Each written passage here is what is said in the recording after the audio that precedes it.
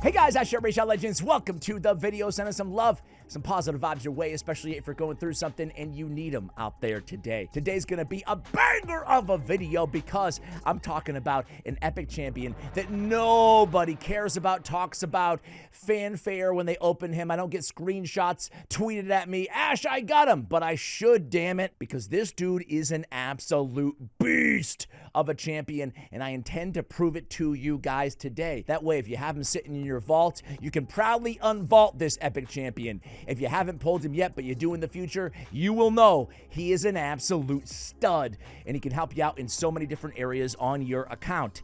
Before we get into who it is, I gotta give a quick thank you to you guys. I did my walk in the woods video a few videos ago here on the channel. Man, I uploaded that thinking nobody would care at all, in hundreds of positive comments. Damn it, I'm gonna do it again sometime when I have kind of a more opinion-based video to share with you guys. That was really cool. Thank you guys. You made my day on the comments there.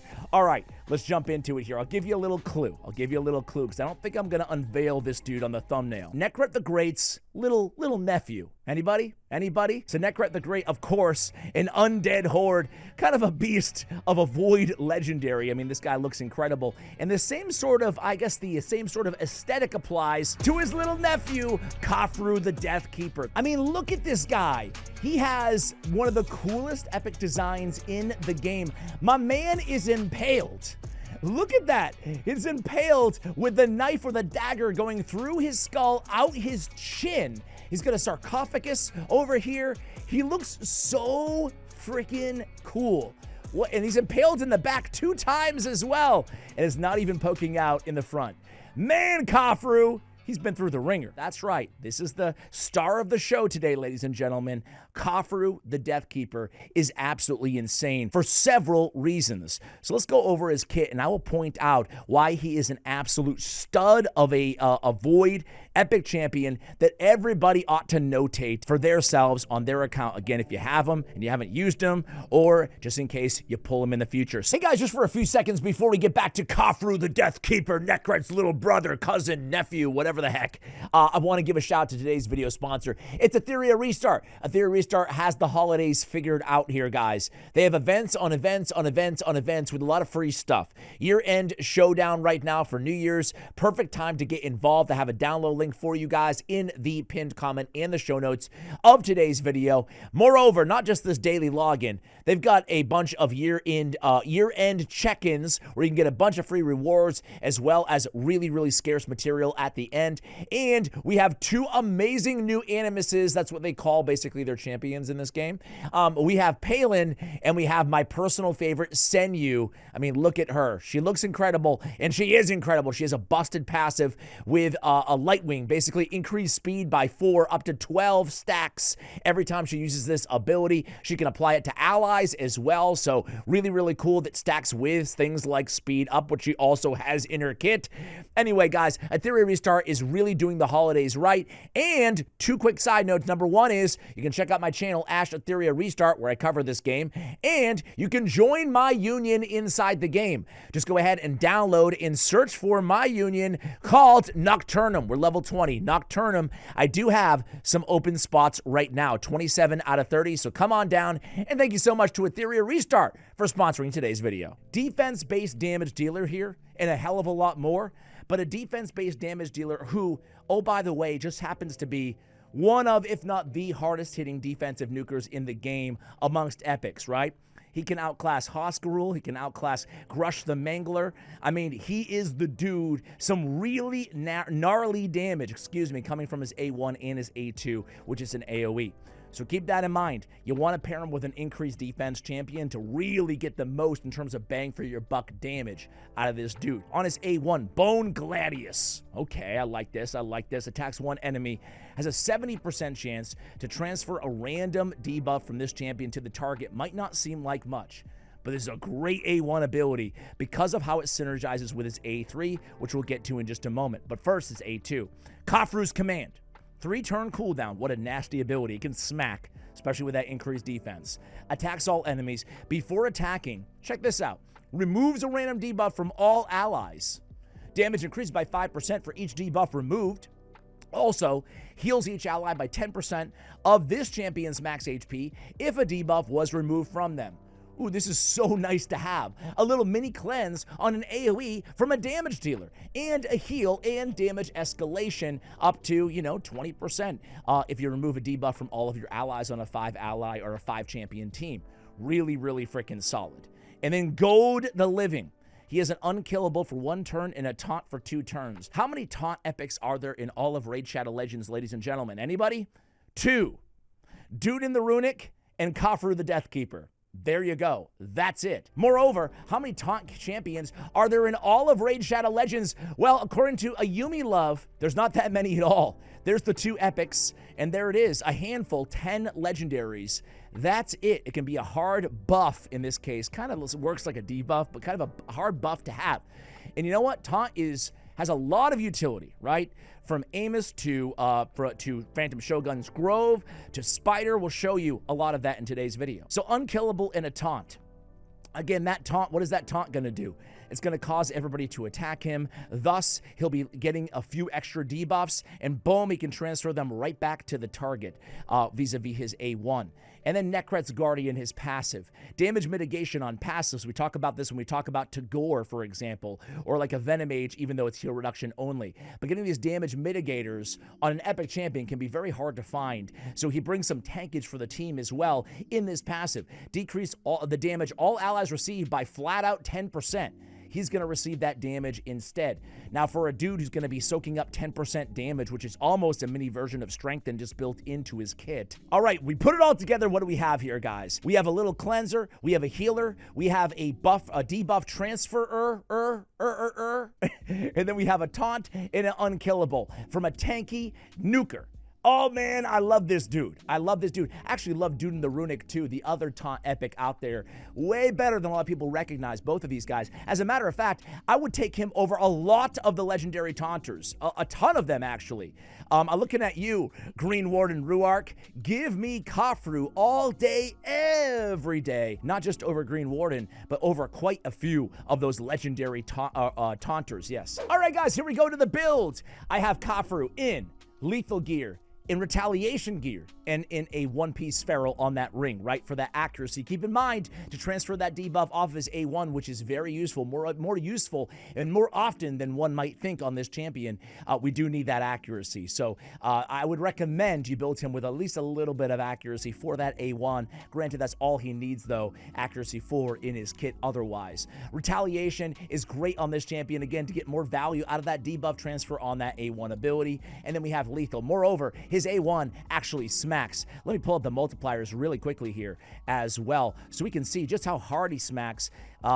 Keep in mind, you do want that for the 5th time. We do want that increased defense buff on him, but check out that A1. A 3.9 defensive multiplier on the A1. That's nasty. So yeah, retaliation, ergo, more debuff transfers and more damage out of that nasty A1. He has a 4.1 multiplier on his AoE on the A2. Again, that is elite, especially for an epic champion. His base defense isn't too bad at 1332 base. So yeah, lethal retaliation, savage retaliation, savage and maybe perception, that we don't have to worry so much about that accuracy. You're going to get it from the perception set. Really, you can mix and match here. You could even go a crazy super tanky build, really taking advantage of that passive and parlaying it with like a guardian set with immortal gear or something like that. So you have a few different directions. You can escalate his HP a bit if you want to, again, vis-a-vis immortal gear or an HP ring or an HP banner. If you want more out of that heal, especially if you're knowing you're going to be cleansing your allies quite often in whatever content you're going to engage with Khafru on your account. So for me, though, I'm going to go for some damage hybrid with that retaliation. So I have him in good gear, not my best gear. I do have crit damage on the gauntlets. I have defense percentage on the chest and speed on the boots. And as I mentioned, I do have a defense. This is actually really good. This is a really good ring here. We have a really ton of defense that we're getting from this one ring plus the 40 accuracy. Man, that's a lot from one piece. Other than that, we do have defense as well on his banner, and crit damage on his amulet. I have Orb of Transfixion on this champion. Hey, he has a chance to steal a random buff when attacking a target. That's a 20% chance. He's getting a little bit extra HP as well as accuracy, both of which we could use in his kit for sure. We don't want to totally neglect HP, even though he's a defensive-based damage dealer. We do need him to stay alive as well. Keep in mind, he is incurring and taking on a lot of damage. So Orb of Transfixion. I do have him fully awakened, fully empowered, so keep that in mind as you watch this content. I can't undo that for the video of for the showcase, but the teams I put around him I think will still quite impress you, and the fundamentals are going to remain the same regardless of whatever gear that you have, you know, in terms of how you're building this champion. I do have Crushing Rend to try to get some more damage out of this champion. Why not? And then I went down for Helm Smasher. You could, of course, just go with War Master on Khafru, the Deathkeeper, if you wanted to, but a lot of wave content I use him in. Personally, I use him all over Centranos. I have been for a long time, and I feel like Helm Smasher is kind of the way to go if you're going to engage in more wave content. If you're just using him against Phantom Shogun or something like that, or Amos, yeah, sure, just go with War Master in that case. But what I did, excuse me, as you guys can see, 3 important masteries. Number 1 is Life Drinker for more heals on this champion, right? He'll have Unkillable. You want him to heal himself up while he has that Unkillable on. And then we have Retribution and Turns, really, again, doubling and then tripling down on those counterattacks with the Retaliation set, thus more damage and, again, more debuff transfer. So there it is. That's the build that we're going to be using in today's video, guys. Let's go ahead and engage in battle. Let's start with Phantom Shogun Grove, right? All right, guys, stage 25 of Phantom Shogun Grove. We are going to 3-man this, or 2 women and a Khafru and an undead beast. So we have Rector Droth on this squad. We have Whisper on this squad. 3 epic champions. And the nice thing here is every single one of Khafru's skills are going to be imperative to success in this fight. Obviously, awakenings do help. I wanted to state that out the gate here. Keeping that shade counter down is going to be imperative. But the cool thing about Khafru is his A1 ability is going to transfer debuffs that aren't protected back to the Shogun Grove. His A2 ability is going to be able to cleanse enfeebles off of Whisper. His his A3 ability is going to taunt the Phantom Shogun Grove. So here we go. We can go right back in to the taunt on that passive after getting revived by Rector Droth. Rector Droth is going to do a hell of a good job keeping everybody nice and healthy throughout the duration of this battle. And then the rest, again, as long as we can get the enfeeble, I mean, we're going to win regardless, but time, the only factor will be, is the enfeeble protected or not, and can we cleanse it off in time with the A2 of Khafru's command to get as many hits out of Whisper as possible. But as you guys can see, this is it. I mean, this is the entire, we could use a Godseeker or Neri in a similar way. You just got to be careful with Godseeker or Neri that you can't take advantage of the revive off her passive because of the block passive skills from the Phantom Shogun. But that's pretty much it, guys. The taunt's going to go on there. Even with the Perfect Veil, we're going to get the aggro from the Phantom Shogun Grove, and then we just let our DPS kind of do their thing and try to cleanse off that enfeeble with the A2 ability. It's really a beautiful thing, right? And now Rector comes in, gets another revive, and we just repeat the process. Pretty freaking BA strategy against one of the most difficult dungeons in the game, all made possible by Khafru and, of course, Rector Droth and Whisper.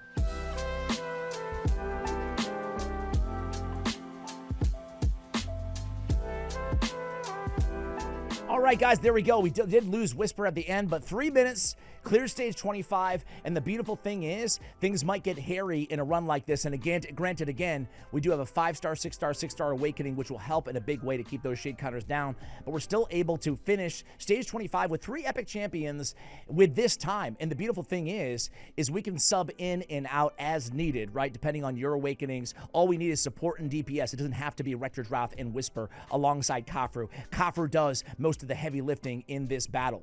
Really freaking solid, but it doesn't end there. Now, I can't use him on this rotation against Amos, unfortunately, but he's a beast against Amos, one of the trickiest and most difficult, and let's face it, one of the most annoying bosses out there in the game. I do want to double check that really quickly here. I can't use him, right? I can't use him on this rotation, but on another cycle, you absolutely can. As a matter of fact, let me go into, what is it? I think, but check out this little run, like P20 with a bunch of rare champions. I do have an increased defense champion on this squad too, just so we can see what kind of damage this guy can do, right? So here we go. He's gonna lead in don't have a preset on this champion, he's always going to lead in with his A3, the taunt ability. But 150k, granted, they're level 200 mobs here, but he can absolutely smack. We're going to try him in the arena as well, and you guys can see for yourselves just how hard he can hit. It's insane. I love this dude, man. He's tanky. He nukes. He controls. He's just such a stalwart. He's great. I can't run him right now in Grim Forest, but for Grim Forest, especially if you're struggling with progression in any area, especially in the hard difficulty, I mean, he can be a great carry for your team, help you through that wave content, help kill everybody with this damage, help cleanse at the same time, transfer debuffs, and then taunt your enemies at the same time. All right, let's go ahead and I want to pull up his Cintranos. That's what I was going to do. All right, Khafru the Deathkeeper. I'm not saying he's the best epic in the entire game, but people sleep on this dude. I mean, they give him a 3.5 grade on hellhades.com, and he's just one of those champions that I think he's a lot better than that, frankly. You know, I think he's just a really freaking good beast of a champion that can help you out in so many different areas. Even the damage mitigation on that passive, where he's soaking up 10% of everybody else's damage, it does help out quite a bit in areas where you just want to stack as much survivability as you possibly can, right? Retaliation procs I just saw there too, really helpful. A big nuke coming in at the end, and yeah, just carrying the DPS and the control and the cleanse and more on this team. Really, really solid. Let me go with, of course, you can run him in any dungeon, just progression, especially Ice Golem, to help soak up some of that damage from the Ice Golem. He does very, very well in that situation, even taunting to get the minions on him versus on your other more squishier allies. But beyond Ice Golem, guys, you can use Khafru in Spider's Den, right? You can use him in normal, right, in progression for stage 21 through 25, or you can even use him in hard mode. I'm just going to run him in hard 3 right now with a 3-man team with 2 other free champions, Akoff the Seer from Doom Tower, and of course, my girl, Scylla the Drakes. And again, he just makes things so easy with the cleanse and the taunts. Of course, the taunting will taunt all the spiderlings. We do have stun on Scylla the Drakes, but not going to stun every single one of them. But he's just a tank and a beast. He can do some damage too. We don't really want to kill all the spiderlings, so it would behoove you not to run him with an increased defense champion in Spider. Otherwise, you're going to be slaying everything. But yeah, I'll come back to you guys. It shouldn't take more than a couple minutes, and then we'll kill this spider, and you can use him as a spider taunter and a spider tank as well. And heck, you don't even have to build him with a ton of resist, because he's going to be transferring those poisons right back to the spiders when he attacks them, especially with that retaliation gear on him as well. Even though whatever I do have on him for resist right now seems to be enough. You'll see on that Khafru's command, by the way, he is also cleansing himself, you know, taking a debuff off of himself as well, thus also getting a heal. You guys may or may not have noticed, but the healing numbers on him are quite impressive too, because all those heals from the A2, which are predicated on his HP, they do stack up. All right, I'll come back to you guys at the end of this battle and be right back. All right, guys, there we go. We did it in, what are we doing in? 2 minutes and 11 seconds. Not too bad. He puts out nice damage considering he's not burning there. And then also really nice heals, right? Half the heals of Scylla the Drake just off of that A2 ability alone. Most of that healing was on himself because he's getting all those poisons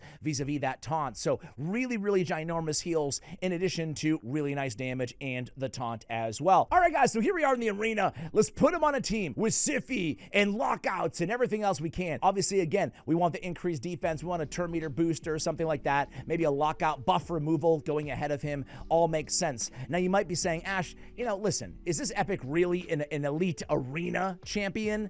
And my answer to you would be, well, certainly not a meta like live arena champion, but in Siege, for example, on Knights Revenant only teams, he's nasty, right? Or you could run him in an epic only team in Siege. You could run him if you're in progression mode on just a tanky go second team. He's actually, he can, well, as you guys will see, he can smack. So we're going against freaking Leo and a couple stone skins here. So I am going to go in with the AoE just to get rid of the reviver, but he can easily put down tanky revivers with that AoE if he has the increased defense on him. So we had to put up with Embreeze, and you know, that's nasty. So we'll see what we can do. We actually get the block damage from Odin just in the nick of time. We're going to go right in here against Embreeze, and well, at least we can withstand the counterattack. Let's go ahead and put this Fabian on Petrify, and then We'll put him to sleep. Let's go ahead, and this is beautiful for a situation like Embry's 2 in the arena, right? Where we can go in, we'll have Unkillable and the taunt, so we don't have to worry about that A1 of Embry's the Anomaly, who is, let's face it, one of, if not the strongest champions right now in the game inside the arena. That's why taunt is so effective on him.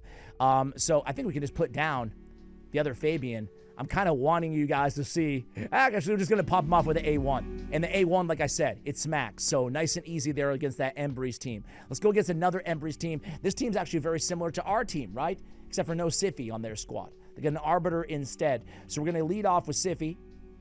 And then they're going to go. We're going to go Temporal Chains, Supersonic. We're going to Control. And then we're going to let Khafru nuke him the hell down. Yeah, let's just put... All right, so what can we do? What can we do? Can we... Oh, stupid Odin! Well, we can go with the A3. That's what we can do. All right, let's go ahead and go against Embry's. And then everybody else is going to have to be Embry's because everybody else is protected. And he's a really good controller with that taunt, man. I mean, we've all been against... What, Gizmax? I'm trying to think of the most popular taunt champions in the arena. There's actually not... Let me pull up that taunt list again. There's actually not that many amazing taunters, at least that I can think of off the top of my head, that are meta right now in the arena. And again, they're under block damage, so I can't do anything here. Let me go in and taunt Raid Shadow Legends. How many meta taunters are there, guys? Again, I can't think of any. We've got Gizmac, already mentioned. Our bias with the stone, with the A3 on our alternate. And then in terms of meta, there's nobody. That's why when there's a beast meta champion in the game that has taunt, everybody's going to realize how effective taunt is and how annoying taunt is inside the arena. That's what it's going to take, though. It's going to take a meta champion to be released with taunt, right? Actually, Sir Nick has taunt now. So I guess he's the meta champion. I guess he would be it. Look at that, 154,000 damage against Embry's. Eat that, Embry's. Damn, dude. That's sick. That's sick damage. All right, let's go Arbiter. Fabian's so nasty. You can just go in there, remove the block damage, petrify, and just change the tide of the entire battle all on his own. Yep, we'll just put her to sleep. And then we'll go A1. Again, we can, even though we're not going to be able to kill anybody because of the block damage with the A1, we can transfer the decreased defense over to Odin, which is nice, you know? Now we'll control, and let's just go ahead and just keep chaining debuffs here. Let's get that increased defense. And can we aim? Every time before he's going to get a turn, Odin's 9-turn, whatever the heck, goes off. Oh, so annoying. So annoying. I just want to see how hard he can smack. That A1, though, man. That A1. What was that? 3.9 multiplier on that bad boy? That's why retaliation is so nasty on him. All right, Odin on Odin crime right there. Step aside, boys and girls, because Odin just took down Odin. All right, here we go. Boom, boom, and get that sheep out of here. 106,000 damage to the sheep, ladies and gentlemen. Did you see that? All right. Pop him off. Fabian on Fabian. Oh, man. That felt really too close to home there. Let's go against this squad here. Let's go. No, let's go against. Ooh, look at this. Look at this team. They've got a little bit of everything here. Let's go against this squad. Very tanky. This will be the last battle of the video, but man, hopefully I've convinced some of you guys to give a little love to Khafru, man. He's the real deal. He doesn't feel very epic-y to me. He feels like legendary. Again, he's better, I think, than a lot of those legendary taunters who I mentioned at the top of the video. All right, let's go there. Let's go in with that nuke there. Boom. Psh, takes out all those tanky mobs, man. He's a good pairing with Fabian, too, because Fabian has that true fear once they are revived. And golly, there's a lot of revivers right now in the meta. And you can see, a couple of them on this team. Let's just A1 and take down Arbiter easily with 112k. I mean, this damage is nuts. I don't want to proc Marius, so we'll just chain the sleep back. Okay, now we'll do it. Boom. So Marius is going to get a little bit of action here, but nah, we've got him controlled. I'm just going to A2 because I don't want to turn meter him. And then we'll do this. And then that's going to be it, man. Going to go with the taunt. Not that it matters on Marius. But I do want to make sure he's nice and increased cooldown, because I'll tell you what, even against Sify, you just never know with Marius, right? You never know. All right, put him down with that A1 one more time. There it is, 100k damage. What a beast! Dude, this guy, those nukes though, like those were big, that A1 and that A2 and all the viability that Taunt has throughout the game. I love this guy. He even looks super freaking cool. I mean, look at this design again on him. He's a nasty freaking champion. Hey guys, that's going to do it for the video. Do you have an epic champion that you think everybody else is sleeping on? Let me know about it in the comments below, and maybe I'll give you credit when I do a spotlight on your champion recommendation. Much love, and as always, take care, guys.